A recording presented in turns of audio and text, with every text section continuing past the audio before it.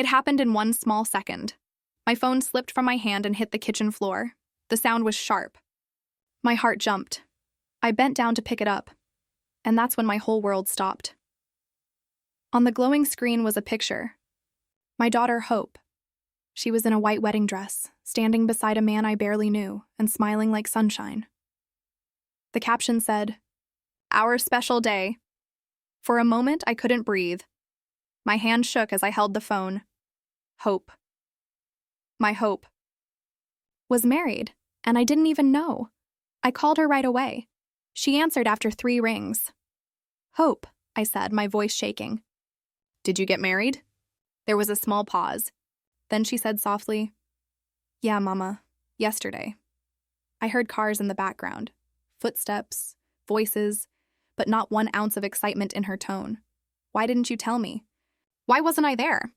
"It was just a small thing, Mama," she said. Only family. Only family. That word hit me like a hammer. Family. Had I stopped being family? I sat in my small kitchen in Atlanta, my coffee still warm, the picture glowing on the screen. My daughter was now a married woman, and I was just watching from a distance. I stared at her smile and realized something terrible. Maybe I had become an afterthought, just a detail left outside the frame. I deleted the picture, and in the silence that followed, a question rose inside me. What does a mother do when she stops being family? My name is Clara Mae Harrison, and for 67 years, I believed family was everything. I raised Hope alone after my husband Elijah passed away. I worked 2 jobs cleaning houses, one for the Rodwells and one for the Millers. Every single dollar I made went toward her future.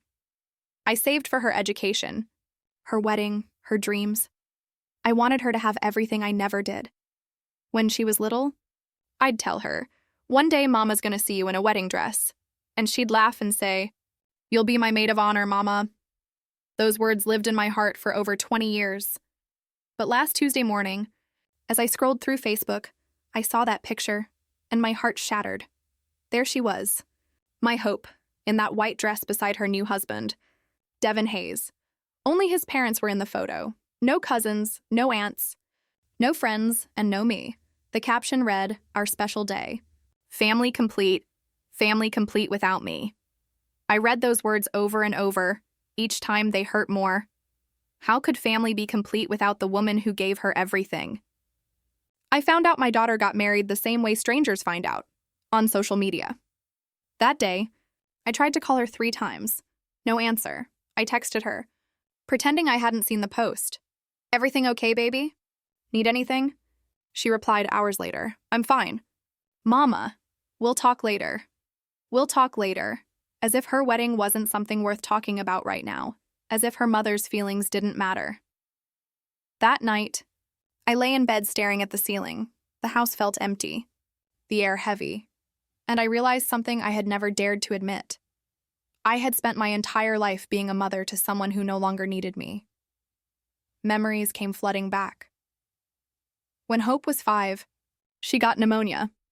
I worked all day cleaning and sewed at night just to pay for her medicine. For 15 days, I barely slept 3 hours, but I never complained. When she finally got better, she hugged me and said, "Mama, when I grow up, you'll be the prettiest maid of honor in the world." I held on to that promise for decades. When she turned 16, I sold my jewelry to throw her a birthday party. I rented the Magnolia Room in Midtown, cooked all the food myself, and stayed up late decorating. Everyone said it was the most beautiful party they'd ever seen. That night, Hope hugged me and said, "Mama, you're the best. I'll never forget everything you've done for me." Those words still echo in my mind all the mornings I woke up at 5 to make her breakfast. All the nights I waited for her to get home, safe. All the years I worked myself to the bone so she could study without worry. Every sore knee, every cracked hand, every missed meal. It was all for her. When she went to college, she started changing. She came home less. Her answers got shorter. It was fine. "Mama, I'll tell you later." But later never came. Then she met Devin. She talked about him all the time. How smart he was. How he came from a good family. When she brought him home for dinner, I made all her favorites, baked mac and cheese, fried chicken, candied yams, cornbread, and sweet tea. I wanted to make him feel welcome. He was polite, but I caught that look in his eyes, scanning our small house, our old furniture, our life, a polite smile, but cold eyes.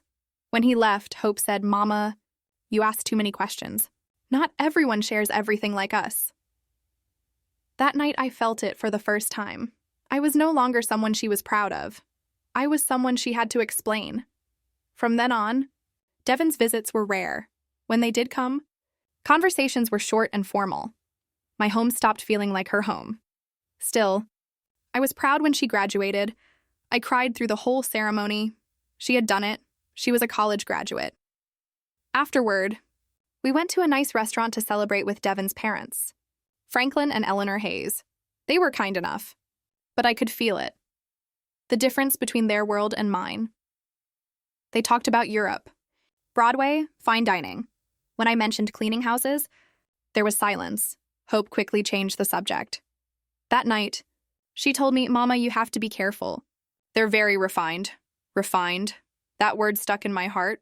Was love not refined enough? Was sacrifice not elegant enough? After graduation, she and Devon moved into an upscale neighborhood. "Call before you come." "Mama," she'd say, "no more surprise visits, no more spontaneous dinners."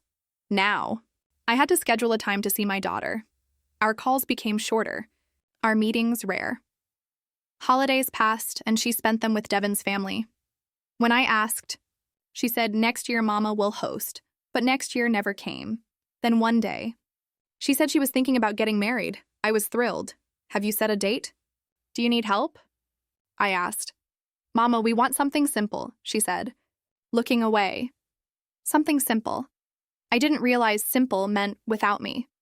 Months went by, and talk of the wedding faded. When I asked, she'd say, "We're still figuring it out." Then suddenly, there it was on Facebook. Her in a white dress, her new last name, her husband's smiling face. That photo became my goodbye. No call, no invitation, just a post for the world to see. A daughter who forgot her mother. I sat there staring at the screen, surrounded by the ghosts of our memories, the laughter, the birthdays, the sleepless nights. Every part of me wanted to believe it was a mistake, that she'd call and explain, that she'd say she meant to surprise me. But deep down, I knew. Hope hadn't forgotten me. She had chosen to leave me out. She wanted her new life. Clean, polished, refined, free of her mother's rough hands and tired face. That night, I cried more than I had since Elijah died. But when the tears dried, something else began to rise inside me. Strength. Not the strength that comes from working hard, but the kind that comes from letting go. And as the first light of dawn touched my kitchen window, I whispered to myself, if I'm no longer welcome in her life, maybe she's no longer welcome in mine, because sometimes the deepest kind of love is learning when to stop waiting. It was still dark outside when I opened my eyes. The house was quiet. Too quiet. For the first time in my life, the silence didn't hurt. It felt like a clean page waiting for my next story. I sat up, pushed off the covers, and looked around my small bedroom. Every corner carried a memory. Hope's laughter, her crying, her little feet running down the hall. But now, those memories didn't make me weak. They gave me strength. I got up, made a pot of coffee, strong and black, and sat at the same kitchen table where I had cried just days before. This time, I wasn't crying, I was planning. For 67 years, every plan I'd ever made had been for someone else, for Hope, for my husband before he passed, for other people's comfort, never for me. But this morning felt different. This was my day to take my life back. I pulled out an old notebook from the drawer. It still had faded stickers Hope had put on it. When she was a child, little hearts, a smiling sun, a crooked rainbow. On the first blank page, I wrote in shaky letters, Plan for Independence, Clara May Harrison. Below that, I wrote the date, August 12th, 2024. It looked strange seeing a new beginning written in ink, but it felt good. It felt real. Step 1, check my savings. Step 2, find a new home. Step 3, start a new life. My hands trembled as I wrote. Not from fear, but from power. I had never realized how strong it feels to take charge of your own story. I had been saving money for decades. Not much, but enough. I owned my little house outright. And tucked away in a quiet corner of my finances was something even Hope didn't know about: a secret bank account. Years ago, when Hope turned 18, I had opened it to save money for her wedding. Every extra dollar I earned from sewing on weekends went into that account. Back then, I dreamed of handing it to her one day and saying, "Baby, this is for you. Start your new life without worry." Now that dream was gone. That money wasn't for her anymore. It was for me, for my own new beginning. I finished my coffee, showered, and put on my navy blue Sunday dress. It was simple but neat, the same dress I wore to church. Only this morning, I wasn't going to church, I was going to the bank. When I stepped outside, the air felt light. The city was waking up, cars humming, birds calling. I walked with my head high, like a woman on a mission. At the bank, Mr. Lawson, the same manager I'd known for years, looked surprised to see me so early. "Good morning, Mrs. Harrison," he said kindly. "Everything okay?" "Everything's perfect, Mr. Lawson," I answered with a smile. "I just want to review my accounts." He invited me to his desk. As he opened the files, I felt something shift inside me. All these years, I'd thought of myself as poor, a woman who scraped by. But when I saw the total balance of my lifetime of savings, my heart swelled with pride. I had built this, me alone, with 2 hands and endless faith. "I might be making some changes soon," I told him. He nodded respectfully. "That's wonderful. Mrs. Harrison, you've been very disciplined." It had been years since anyone had said something like that to me. Disciplined, responsible, strong, not just a mother, a capable woman. After the bank, I stopped by my neighbor Eleanor Rodriguez's house. She was in her garden, wearing her big straw hat, pruning roses. "Morning, Clara," she said. "You're out early." "Yes, ma'am," I replied. "I'm making changes," she laughed. "Good for you. You know, my sister Gloria moved to a lovely place in Decatur, a community for older adults. She says she's never been happier." I remembered that conversation. I'd brushed it off before, thinking places like that were for people with no family, but maybe it was for people who finally decided to care for themselves. "Can you give me the name of that place?" I asked. "Of course," she said. "It's called The Legacy at Peachtree. I'll get you their brochure." That afternoon, I took the bus to Decatur. The community was even more beautiful than I'd imagined. Neatly cut lawns, bright flowers, a little pond with ducks. It didn't feel like a retirement home. It felt like freedom. Inside, the receptionist, Patricia, greeted me with a warm smile. "Welcome to The Legacy at Peachtree. How can I help you?" "I'm looking for a place to start over," I said honestly. She looked at me kindly. "Well, you came to the right place. Would you like a tour?" "Yes, please." Patricia showed me around for almost 2 hours. There were small apartments, 1 bedroom, a cozy kitchen, a little balcony overlooking the gardens. I could see myself sitting there with my morning coffee, watching the sunrise. We have yoga on Mondays, knitting on Tuesdays, movie night on Fridays, Patricia explained. "Most of our residents are single seniors who wanted to live independently. Are they happy here?" I asked. She smiled. "They come here tired or lonely, but after a few months, they look 10 years younger." They laugh again. They feel alive. That word echoed inside me. Alive. When was the last time I had truly felt alive? Patricia asked if I wanted to see one of the available apartments. "Yes," I said quickly. She opened the door to a sun-filled room. It smelled like fresh paint and lavender. The bed was covered in a soft quilt. On the wall hung a picture of flowers and a sign that said, "Home Sweet Home." I could already imagine myself there. "I'll take this one," I said without hesitation. Patricia blinked. "You mean you'd like to reserve it?" "No," I said, smiling for the first time in a long time. "I mean, I'll take it." That evening, back at my house, I pulled out my notebook again. I checked off. Step 2, find a new home. It was strange how quickly things were falling into place, almost as if God himself was clearing a path for me. I spent that night sorting through papers, birth certificates, insurance forms, old report cards, and photos. Every picture of Hope brought a mix of love and pain. She'd grown up in these rooms, in this very house. But now this place only reminded me of waiting for her calls, her visits, her love. It was time to stop waiting. The next morning, I went to see a lawyer, Mr. Sanders, a polite man who'd helped me years ago. I wanted to make sure all my assets were in order, and I wanted to rewrite my will. He looked surprised when I told him why I was there. I need to make changes, I said firmly. Of course. What kind of changes? I want to leave half my estate to charities that help single mothers, and the other half to my daughter, but only if she writes a letter. A letter? Yes, I said. A letter explaining her choices. No apology needed. Just honesty. He nodded slowly. That's unusual, but powerful. It's not about revenge, I told him. It's about understanding. I want her to think. When I left his office, the sun felt brighter. For the first time in years, I had done something entirely for myself.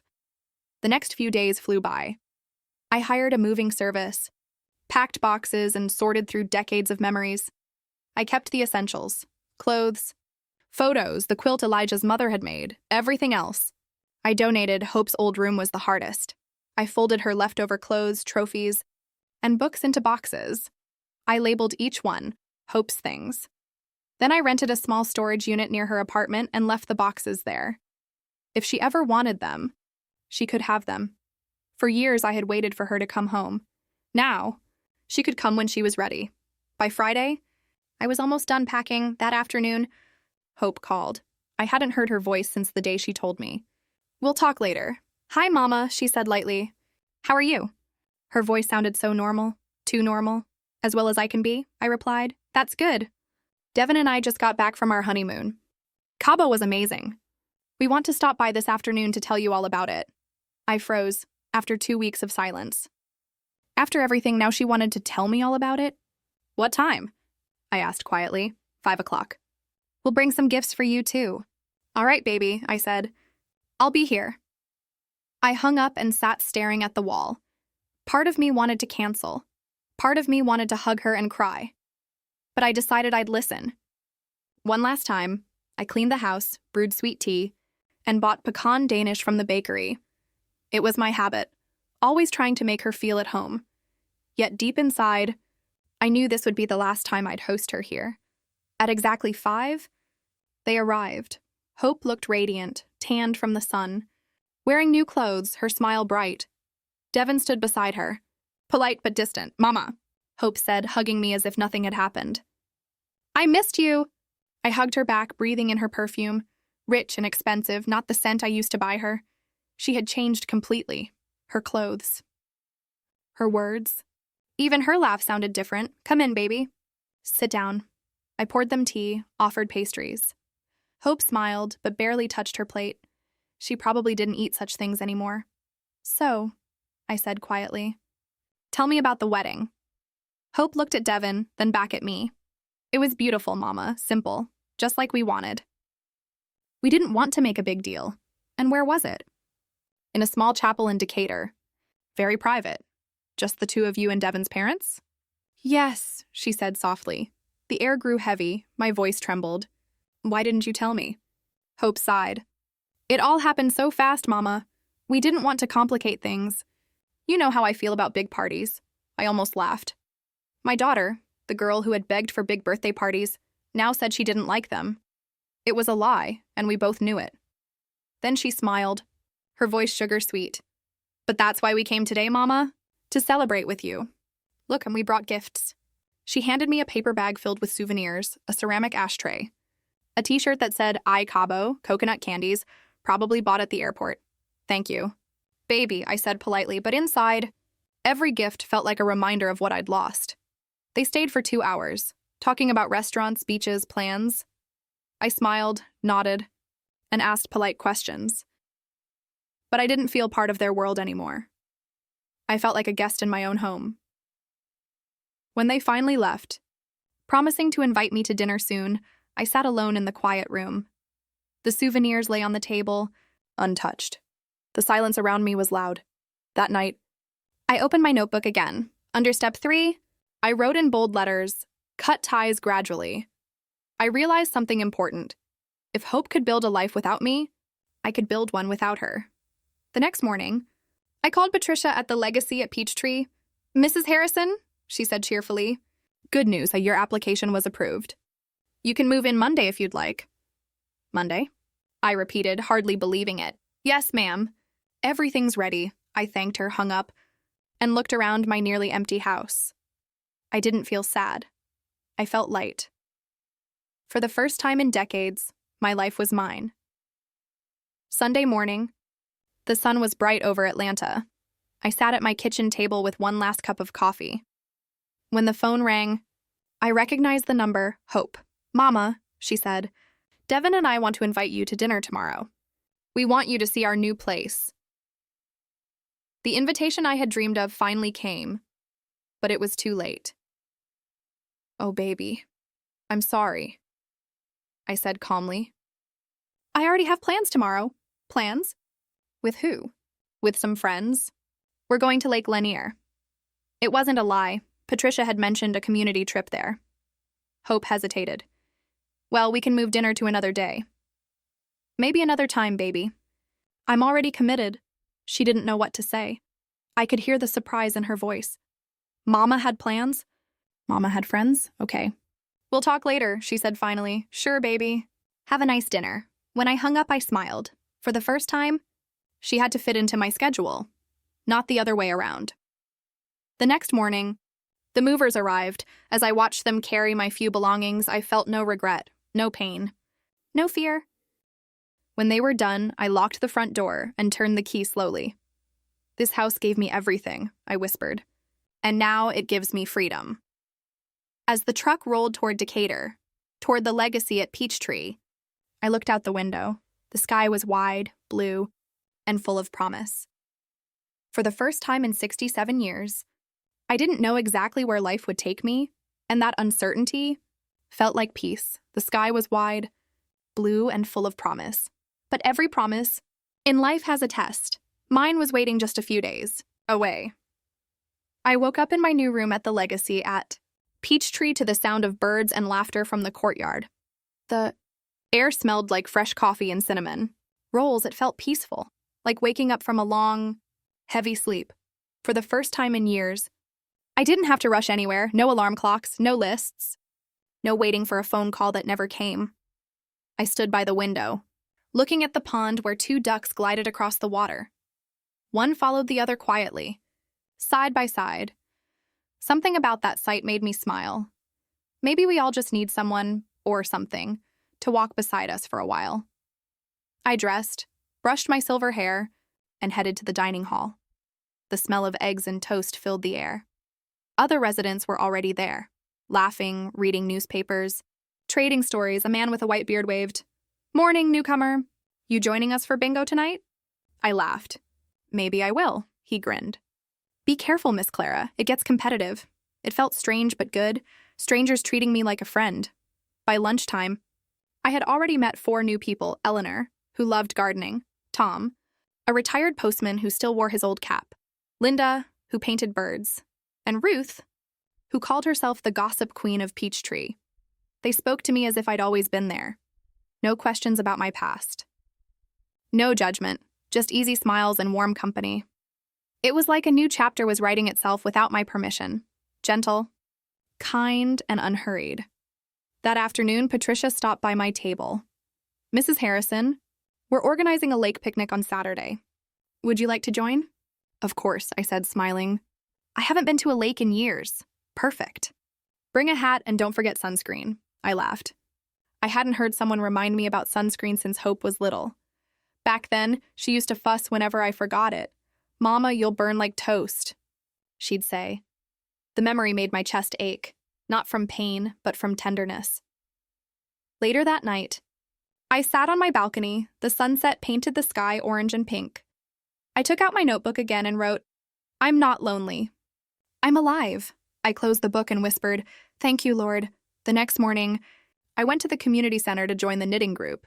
The room buzzed with chatter and the soft click of needles. Linda waved me over. "Clara, come sit with us. We're making blankets for the children's hospital." I sat down, picked up the yarn, and soon found myself lost in rhythm. It felt peaceful, creating something small but meaningful. Halfway through, Patricia came in holding her clipboard. "Mrs. Harrison? Yes? You have a visitor in the lobby." My hands froze. A visitor? I hadn't told anyone where I'd moved. When I reached the lobby, my heart nearly stopped. There stood Hope. Her hair was tied back neatly. Her clothes perfect as always. But her face looked worried. "Mama," she said quickly, walking toward me. "What are you doing here? I went to your house and it was empty." "All your things were gone?" I thought something happened." I took a breath and steadied myself. "I'm fine, Hope. Fine. You moved out and didn't tell me?" Her voice cracked, half hurt, half angry. "I needed a change," I said calmly. "I'm starting fresh," she blinked. "Starting fresh here?" "Yes, it's quiet, peaceful." Her eyes darted around the lobby, scanning the floral wallpaper, the soft chairs, the other residents chatting nearby. "Mama, you can't stay here." "This place is for old people." I smiled gently.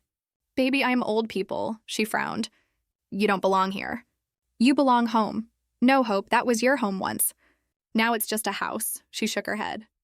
"You could have told me. I would have helped you move." I looked straight at her. "You didn't invite me to your wedding, Hope. Why would I think you wanted to help me move?" Her lips parted, but no words came out. For a long moment, we just stood there, a mother and a daughter, 2 generations, 2 different worlds. Finally, she whispered, "Mama, I didn't mean to hurt you." "I know," I said softly. "But you did." Tears welled up in her eyes. "I was scared, Mama. Devin said he thought it would be too emotional if you came. He didn't want drama. He said it was better to keep it simple." "Simple," I repeated slowly. That word again. I felt my heart squeeze, not in anger but in sadness. "So he decided for you." "And you let him," Hope lowered her eyes. "I didn't want to upset him." "And did it make him happy?" She hesitated. "I don't know." I reached out, touched her hand. "Hope, love should never ask you to erase your mother." Her chin trembled. "Mama, please don't say that." "I have to, baby. Because one day you'll be in my shoes. And when your own child forgets you, you'll understand this pain." She covered her mouth, sobbing quietly. I wanted to hug her, but I stayed still. Some truths have to sit in silence before they can heal. After a while, she said, "Can I at least see your new place?" "Of course," I said. "Come on." We walked down the hall to my apartment. She looked around. The cozy living room, the small kitchen, the quilt on the bed. "It's nice," she said softly. "Smaller than the house, but cozy." "It's enough," I said. "It's mine." She touched a photo frame on the table, one of me and her father. "I miss him," she whispered. "I do too," I said. "Every day," she looked at me, tears still shining. "Would he be angry at me?" I smiled faintly. "No, baby. He'd just want you to remember where you came from." Hope nodded slowly. Then she asked, "Can I take you out to lunch?" I thought for a moment. Sure, but somewhere simple. "No fancy restaurants," she laughed softly. The first real laugh I'd heard from her in years. Deal. We went to a small diner nearby, Maggie's Place. The kind with red booths and the smell of fried chicken in the air. Hope wrinkled her nose at first. But when the food came, she smiled. "This reminds me of your cooking, Mama. That's why I brought you here." We ate quietly for a while. Then she said, "Devin doesn't know I'm here. He thinks you're staying with Aunt Ruth." "Why didn't you tell him the truth?" "Because he doesn't understand you and I." I tilted my head. "Then maybe he never tried to." Hope looked down at her plate. "He says I get too emotional about you. He doesn't like it when I cry." "Then maybe you need someone who lets you cry," I said softly. She didn't reply. But her eyes said everything. After lunch, we hugged. It wasn't a long hug, but it was real. I felt her heart beating fast against mine. When she pulled away, she said, "Can I visit again?" "Of course. My door's always open." As she walked out to her car, I stood by the window watching her go. Something in me whispered, maybe this was the beginning of forgiveness. The days passed quietly after that. I joined the morning walks by the lake, learned to paint with Linda, even won second place in bingo. Life became peaceful, gentle, full of small joys, but inside me, a part still wondered, Would Hope really come back? A week later, she called. Mama, can we have dinner again? Devin wants to meet you. My heart skipped. He does? Yes, he said he wants to apologize. Apologize. That word carried weight. I hesitated, but agreed. All right, baby, when? Tomorrow night. Our place. The next evening, she picked me up. Her house was big. Too big. With marble floors and glass walls. When Devin opened the door, he looked nervous. Mrs. Harrison, he said. Thank you for coming. Thank you for inviting me, I replied politely. Dinner was quiet at first. He talked about his job, their honeymoon, the house. I listened, smiling politely. Then finally, he said it. Mrs. Harrison, I owe you an apology. I thought I was protecting Hope by keeping things small. I see now it was wrong. You should have been there. I nodded slowly. Thank you for saying that. He looked relieved. I hope we can start fresh. Starting fresh is what I've been doing lately, I said softly. Hope squeezed my hand under the table. Mama, I'm so glad you came. For the first time, the air between us didn't feel heavy. It felt open. After dinner, Devin showed me the garden he'd built. Roses, lilies, a small fountain. It was Hope's idea, he said. I smiled. She always loved flowers. Before I left, Hope hugged me again. Come back soon, Mama. I will, baby. One day at a time. Back at my apartment that night, I felt lighter. The pain hadn't disappeared, but it had changed shape. It was softer now, like an old scar that no longer hurt to touch. I sat by the window, watching the moon reflect on the pond. My phone buzzed. It was a message from Hope. I love you. Mama, thank you for forgiving me. I typed back. I never stopped. Tears filled my eyes, but they were warm tears this time. Weeks turned into months. Hope visited more often, sometimes alone, sometimes with Devin. We cooked together, went to church, even joined a small book club at Peachtree. People there started calling us the mother-daughter duo. Every visit healed a little piece of the past, but life has a way of testing peace. One afternoon, while I was baking cookies for the bingo night, Patricia knocked on my door. Mrs. Harrison, she said gently, you have another visitor. It's urgent. My heart sank. When I reached the lobby, Hope was there, pale, shaking. Mama, she cried. Devin's been in an accident. The words hit like thunder. What happened? A truck? On the highway. He's in critical condition. I grabbed my purse. Let's go. The hospital smelled of antiseptic and sorrow.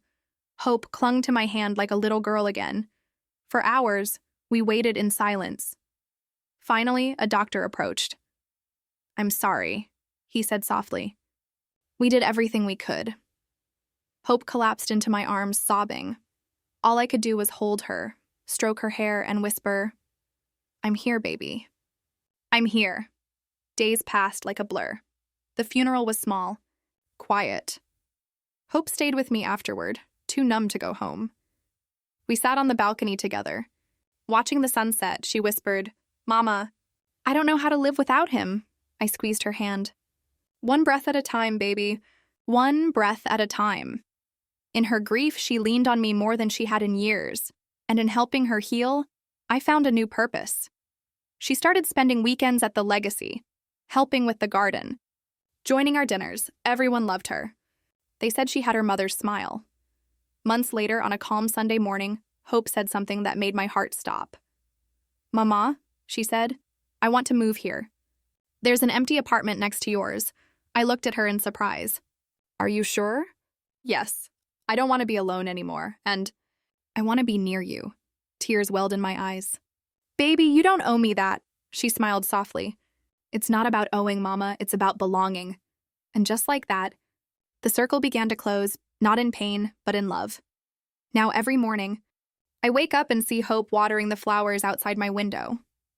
We walk by the pond together, talk about life, laugh at old stories. Sometimes, when the sun hits her hair just right, I see the little girl she used to be, the one who promised I'd be her maid of honor, and I realize maybe I didn't miss her wedding. Maybe God gave me something better, her heart back. But deep inside, I can still feel the whisper of that first broken moment. It reminds me how fragile love can be. and how strong forgiveness must become. Because forgiveness isn't a door you open once, it's one you keep unlocked, no matter how many times it gets closed. It was a quiet Thursday morning when everything changed again. The sky was soft gray, and a light rain tapped against my window. Hope had gone out early for groceries, humming like she always did now. Life had settled into something I never thought I'd have again. Peace. I made myself a cup of tea and sat by the window, watching droplets race each other down the glass. The world felt slow, gentle, forgiving. Then, there was a knock on the door. It wasn't Hope. She had her own key. When I opened it, a young man stood there wearing a postal uniform. "Morning, ma'am," he said, smiling politely. "Special delivery for Mrs. Clara Harrison." I signed the paper, thanked him, and took the envelope. It was thick, cream-colored, with my name written in elegant cursive. But when I turned it over and saw the sender's name, my breath caught. Elijah J. Harrison. For a moment, I just stood there. My hands trembled as I traced the letters. Elijah, my husband, had been gone for 27 years. I slowly sat down at the table, the letter shaking in my hands. The ink looked fresh, but the date on the corner was old, almost 3 decades old. It was postmarked July 1998. My heart pounded. How could that be? I tore the envelope open carefully. Inside was a folded letter and a small photo, the 3 of us together. Me, Elijah, and baby Hope in front of our first house. I hadn't seen that picture in years. I pressed it to my chest, tears blurring my vision. Then I unfolded the letter. The paper was yellowed and fragile, but the handwriting, his handwriting, was clear and strong. "My dearest Clara, if you are reading this, something may have gone wrong. I wrote this letter just in case I didn't make it back from that trip to Macon. I know how you worry. There are things I never told you, not because I wanted to hide them, but because I didn't want you to carry the weight I carried. I wasn't just going to Macon for work. I was going to see someone, a woman named Margaret Hayes. She's my sister." My heart froze. Hayes. That last name. I read on. "You remember how I told you my parents died when I was young? That wasn't the full truth. My father left us. My mother remarried a man named Hayes, and they had a daughter, Margaret. When I left home, I lost contact with her. But last month, she found me. She said she was sick and needed to talk before it was too late." I pressed my hand over my mouth. Margaret Hayes. The name rang in my ears. Devon's last name was Hayes. I kept reading, my heart racing. "If you ever meet anyone from the Hayes family, Clara, treat them kindly. They are good people deep down, even if life took us different ways. And if our Hope ever crosses paths with them, tell her she carries both families in her blood, love and forgiveness. That's the only inheritance I can give her." My hands shook so hard I almost dropped the letter. It couldn't be. Could it? Could Devon Hayes, Hope's late husband, be related to Elijah's half-sister? That would mean Hope had married her father's nephew. I felt dizzy. The world tilted for a moment. I closed my eyes, breathing slowly, trying to make sense of what I'd just read. The letter continued. "If something happens to me, and you find this, please tell Hope one day who she truly is. Tell her her daddy loved her more than life itself, and tell her to never let family secrets destroy the goodness inside her." At the bottom was his signature. "With love forever, Elijah." I sat there for a long time staring at the paper. The clock ticked softly in the background. Outside, the rain slowed to a drizzle. I could barely breathe. This letter had been lost for decades. Why had it arrived now? How had it even found me after all these years? I turned the envelope again. There was another small mark on the back, a faded stamp from a Macon post office, and a note. "Found in unclaimed mail. Recovered April 2025. So someone must have rediscovered it during some cleanup or storage sort after all these years. I leaned back in my chair, whispering, "Elijah." "What are you trying to tell me?" When Hope returned that afternoon, she found me sitting at the table, the letter spread out before me. "Mama? What's wrong?" I looked up, my eyes still wet. "Baby, sit down. We need to talk." She sat, concern written all over her face. I handed her the letter carefully. At first, She smiled, seeing her father's name. Then, as she read, her expression changed. Confusion, disbelief, shock. Mama, she whispered. This can't be true. It's his handwriting, I said softly. I know it like I know your face. Her hands shook. Margaret Hayes. Devon's grandmother was named Margaret Hayes. My heart sank. There it was. The truth neither of us could have imagined. Mama, she said in a whisper. Does that mean... Devon and I grabbed her hand quickly. Stop, baby. Don't go down that road. It's not your fault. But it means we were... Shh, I said firmly. It doesn't matter anymore. You didn't know. None of us did. She buried her face in her hands. Oh, God. I stood and wrapped my arms around her. Her body shook as she cried. All I could do was hold her, the way I did when she was a child. After a while, she pulled away, her eyes red. What should we do, Mama? Nothing, I said gently. The past is gone. Devon's gone. You didn't do anything wrong. Let this stay between us and God. She nodded slowly, though tears still rolled down her cheeks. We sat there in silence for a long time, listening to the rain return outside. That night, I couldn't sleep. Elijah's words kept echoing in my mind. Tell her to never let family secrets destroy the goodness inside her. Was that what he had feared all along? That someday hidden truths would find their way back to us? The next morning, I visited the small chapel inside the legacy. Candles flickered softly by the altar. I knelt and whispered, Lord, I don't know why you brought this letter to me now, but I trust you have a reason. I prayed for strength, for myself, for hope, for Devon's soul. When I finished, I felt lighter, but I knew I couldn't just keep this hidden away. Hope deserved to understand her story fully. So later that day, I called a local genealogist, Mrs. Avery, who worked with family records. She agreed to meet me and Hope the next morning. Mrs. Avery was a cheerful woman with kind eyes. She listened quietly as I told her about the letter. Then she typed names into her computer, scanning through old records. After a few minutes, she said, Well, you're not imagining things. Elijah's half-sister Margaret did exist. She married a man named Franklin Hayes in 1955. They had one son, Charles Hayes. Hope gasped. That's Devon's father. Mrs. Avery nodded. Then yes, that makes Devon your second cousin, technically speaking. Hope covered her mouth, her eyes wide. Oh no. Mrs. Avery gave her a sympathetic look. Honey, this happens more often than people think, especially in small towns and families that lost touch. Don't blame yourself, I squeezed Hope's hand. See, baby? It wasn't anyone's fault. We just didn't know. Hope nodded slowly, tears falling again. It just feels so strange, Mama. Like my whole life was built on something I didn't even understand. I rubbed her back gently. Sometimes God lets truth come late, not to hurt us, but to heal what's hidden. Mrs. Avery smiled softly. That's a beautiful way to see it. For days after that, Hope stayed quiet. She walked by the pond every morning, sometimes staring at the ducks in silence. I didn't push her to talk. Some wounds need quiet to start healing. Then, one evening, as the sun dipped low, she came to my door. Mama, she said softly, I've been thinking. Devon didn't know either. Maybe that's why we found each other. Maybe it wasn't wrong. Maybe it was meant to bring peace to both families. I smiled through tears. Maybe so, baby. Maybe you two were the bridge, she nodded, her eyes glistening. I'd like to visit his parents. Tell them what we found. Make peace. That's brave of you, I said. And right. So the next weekend, we drove to Devon's parents' house.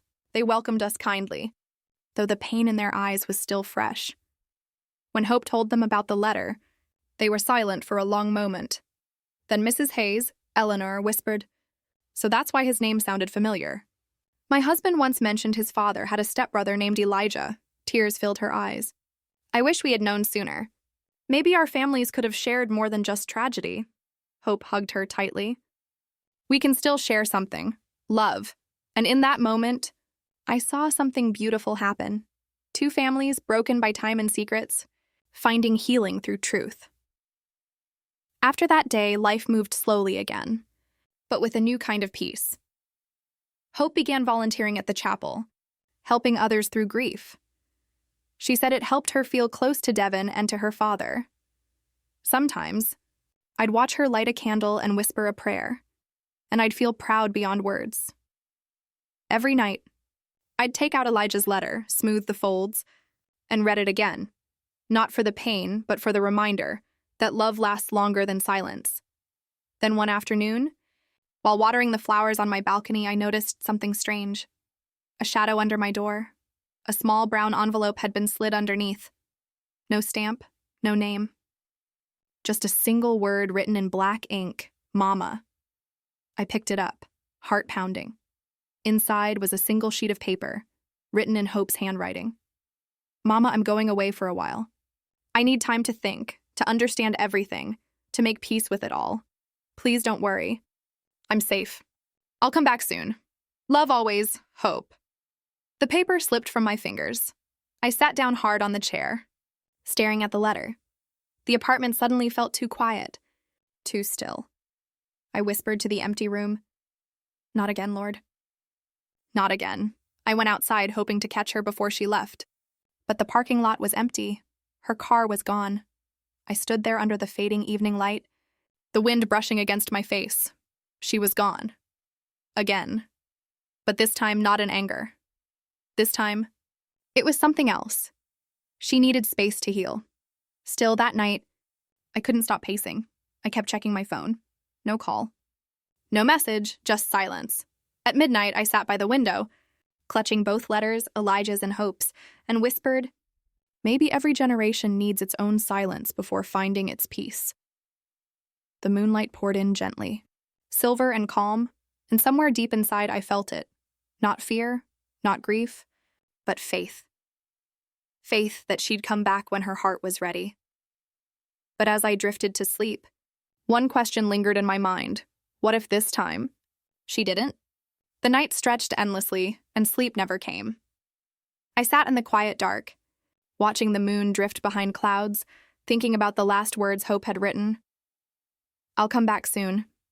But how soon is soon when the heart is broken? Days passed, then weeks. Each morning I opened my eyes hoping for a call. A letter, a shadow at the door. Nothing. The phone stayed silent. The hallway stayed empty. At first I told myself she was resting. Maybe traveling. Then, when weeks turned to months, I began to understand. She was running from her own pain. I couldn't blame her. When the truth gets too heavy, even love needs to hide for a while. Still, I lived my life. I watered the flowers. I played bingo on Fridays. I laughed with Linda and Tom. But every evening, when the sun dipped low, I'd glance at the road leading into the garden, half expecting to see her small car turn the corner. It never did. One night, Patricia knocked softly. "Mrs. Harrison, are you all right?" "You've been quiet lately," I smiled faintly. "Just missing someone." She nodded, placing a hand on my shoulder. "She'll come back. People like her always do." I wanted to believe her, so I kept waiting. But this time, not the desperate waiting of a broken mother. This waiting felt gentler, calmer, like the tide waiting for the moon. Winter arrived. The trees outside lost their leaves, and the morning smelled like cold rain. I had learned to fill my days, teaching knitting to the new residents, reading stories to the children who visited on Sundays, baking peach cobbler for everyone. It kept the loneliness at bay, and sometimes I'd catch myself humming again, an old tune Elijah used to play on his guitar. Then, one snowy afternoon, the front desk called my room. "Mrs. Harrison, there's a package for you." I went down slowly, thinking it was another donation receipt from the charity. But when I saw the handwriting on the box, my heart jumped. It was Hope's. The box was small, wrapped neatly with brown paper and string. On top was a note, "For Mama, to be opened when the sun sets." I waited all day. When the sky turned gold, I sat by the window and untied the string. Inside was a stack of letters, 10, maybe more, each one labeled with a place and a date. The first read, "Savannah, Day 1. The second, Charleston, Day 5. The last, Home, when I'm ready." I picked up the first letter and began to read. "Dear Mama, I'm in Savannah today. I rented a small room near the river. The air smells like salt and magnolia. I came here because this is where you and Daddy took your honeymoon. I wanted to walk where you walked, to understand the kind of love that built me. I'm sorry for leaving the way I did. I just needed to remember who I was before the truth broke me. I wiped my eyes and opened the next. Charleston, Day 5 Mama. I found a church with blue glass windows. The pastor spoke about forgiveness, not the kind that forgets, but the kind that remembers without hate. I thought of you. You've forgiven me more times than I deserved. I'm trying to forgive myself now. Every letter carried pieces of her heart scattered across towns and days. In each, she sounded a little stronger, a little freer. She wrote about meeting strangers who reminded her of kindness, about sitting by oceans that sounded like Elijah's lullabies. By the sixth letter, her tone had changed completely. Nashville, Day 20 Mama. I played a song on the street today. I don't even know why. I just felt like singing. People stopped and smiled. For the first time since Devin's death, I felt alive. You were right. Healing isn't forgetting. It's remembering without the ache. By the time I reached the final envelope marked home, when I'm ready, the sun had set and stars had begun to appear. My hands trembled as I opened it. Dear Mama, if you're reading this, I'm already on my way home. I don't know what time I'll arrive, but I'll come quietly. Don't wait by the window. Just keep a light on. Love will find its way back. The tears came freely then, soft, grateful tears that tasted like mercy. I placed the letters back in the box, lit the small lamp on my balcony, and whispered, "The light's on, baby." Days passed again. No sign of her yet. But I didn't panic. I cooked. I laughed. I listened to the radio. Hope's letters sat on the table like company, each one a heartbeat reminding me she was somewhere beneath the same sky. Then one morning, the sun rose golden and fierce, melting the last of the winter frost. I stepped outside with my cup of tea, breathing in the warm air. That's when I saw it, a small blue car turning into the driveway. For a second, I thought I was dreaming. But when the door opened and she stepped out, coat fluttering in the breeze, I knew it was real. Hope was home. She looked older somehow, not in years, but in peace. Her eyes carried light again. We stood there for a long moment before either of us moved. Then she ran to me, arms wide, tears already falling. "Mama!" "Oh, baby." We held each other, crying and laughing at once. Her hair smelled of travel and wind and something new. Freedom. After a while, she whispered, "I kept thinking about what Daddy wrote, about not letting secrets destroy the goodness in us. I think I finally understand." I cupped her face. "And what did you learn, baby?" "That pain doesn't end the story, Mama. It just changes the way we tell it." I smiled. That's my girl. That evening, we sat on the balcony together, the box of letters between us. Hope read them aloud, laughing at her own clumsy words, crying at others. When she finished, she said softly, "I think I'm ready to stay now." I looked at her. "Here with me?" She nodded. "If you'll have me." "Baby," I whispered, "I never stopped having you." Spring came early that year. The garden outside bloomed brighter than ever. Hope planted new roses, one red for Elijah, one white for Devin, and one yellow for forgiveness. Every morning we watered them together. Sometimes we talked about the past. Sometimes we just watched the ducks glide by in silence. One Sunday, the pastor from the chapel stopped by. He'd heard about the letter and asked if he could share the story at service. Hope looked at me. I nodded. So he told everyone about how a lost letter found its way home 27 years late, and how love had waited patiently for it. There wasn't a dry eye in the room. After the service, a little boy came up to me. "Miss Clara," he said shyly, "my mama says God kept that letter safe so you'd know he still writes stories." I bent down and hugged him. "He sure does, sweetheart." Years passed softly after that. The world changed outside our little community. New faces, new buildings. But inside, time slowed into something sweet. Hope started leading art classes for the residents. She painted sunsets, birds' faces full of wrinkles and laughter. Sometimes, she painted me. I'd tease her. "You made my hair too white." She'd laugh. "That's wisdom, Mama, not age." Every night, before turning off the lights, I'd whisper the same prayer. Thank you for giving me back my daughter. Then, one golden morning, I woke to birds singing louder than usual. Hope was standing by the door, suitcase in hand. My heart skipped. Where are you going, baby? She smiled softly. Don't worry. It's nothing like before. The gallery in Charleston invited me to show my paintings. Just for a few weeks, I smiled, proud. That's wonderful. She walked over, hugged me tight. I'll be back before the roses bloom again.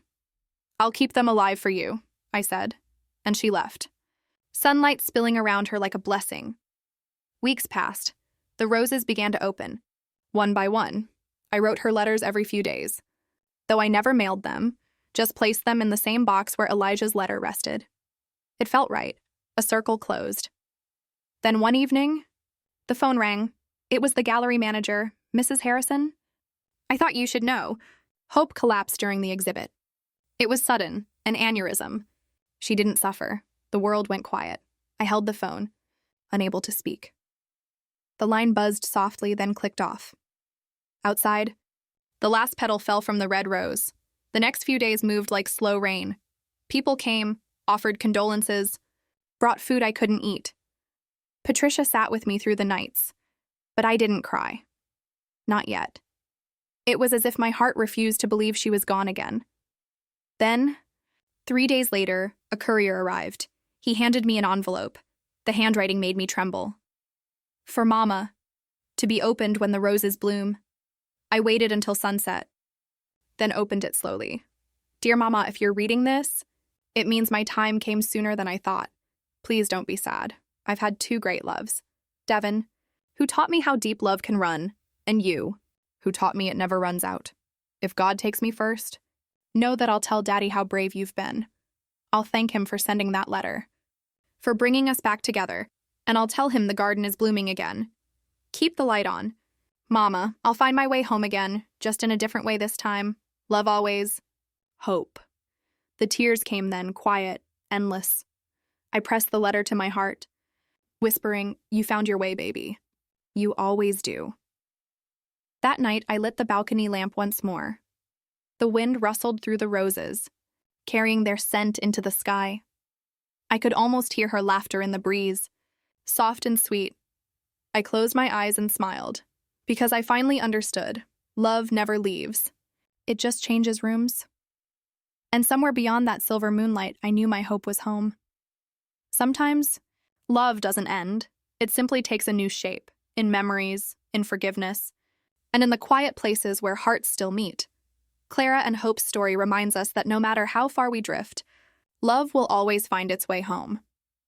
If this story touched your heart today, take a moment to reflect.